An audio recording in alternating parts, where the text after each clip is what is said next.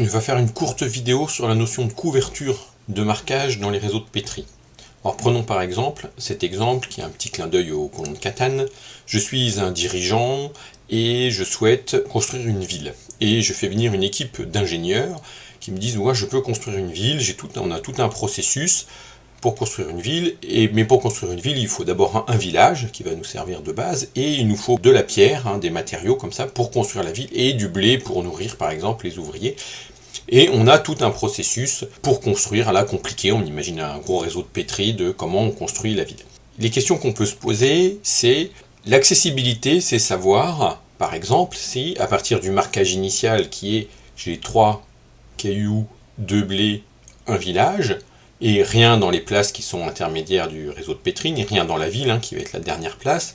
Est-ce que c'est vrai, c'est correct qu'en utilisant tout ça, je peux construire cette ville ici, et qu'il n'y a pas de perte de ressources, c'est-à-dire qu'il n'y a pas ici des ressources qui traînent. Moi ça m'intéresse en tant que chef, parce que je veux pas qu'on m'arnaque, et qu'il y ait des morceaux de choses qui restent, et des gens qui récupèrent des choses.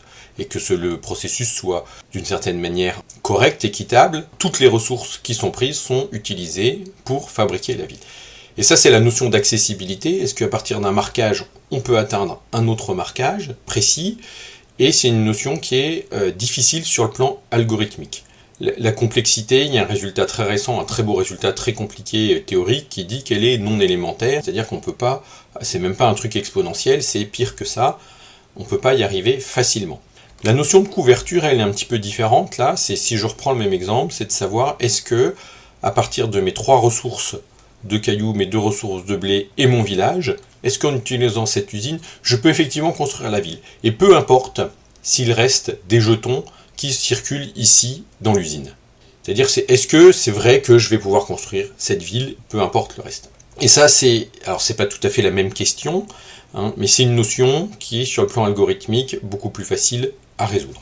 Alors si on veut parler formellement de couverture, dans un réseau de Petri, on va dire qu'un marquage M couvre un marquage M', ou plus grand que le marquage M', ce qu'on note avec une relation d'ordre, si pour toute place, le nombre de jetons dans M est plus grand que le nombre de jetons dans M'. Donc par exemple là, j'ai mis le même graphe de réseau de Petri avec 2 marquages différents. Le premier, il y a 1 jeton, 2 jetons, 3 jetons. Ici, il y a 2 jetons, 4 jetons, 3 jetons. Il y a bien plus de jetons dans chaque place à droite que à gauche, ou éventuellement autant, pas moins. Et donc le marquage M couvre le marquage M'. Donc la question que j'évoquais avant, c'est de savoir si à partir du marquage initial, étant donné un marquage M', je peux trouver un marquage M accessible qui couvre M'. Et ça peut se faire avec un algo que je présenterai dans une autre vidéo de Karp-Miller.